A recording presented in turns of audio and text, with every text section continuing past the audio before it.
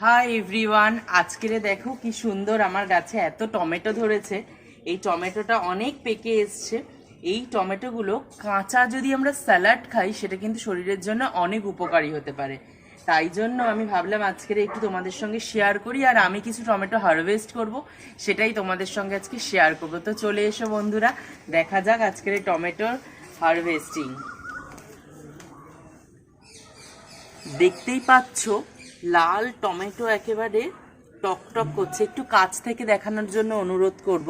কি সুন্দর লাল টকটকে টমেটো, ধরলেই সঙ্গে সঙ্গে খুলে যাচ্ছে। এর জন্য আলাদা করে আর কোনো রকম প্রেশারাইজড করতে হচ্ছে না যে টমেটোটাকে আমি আলাদা করে দেখাবো।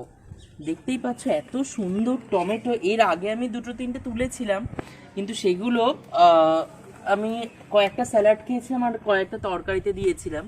তো আজকের ভাবলাম আজকের যেগুলো একদম প্রপার রেড হয়ে গেছে সেগুলোকেই তুলবো।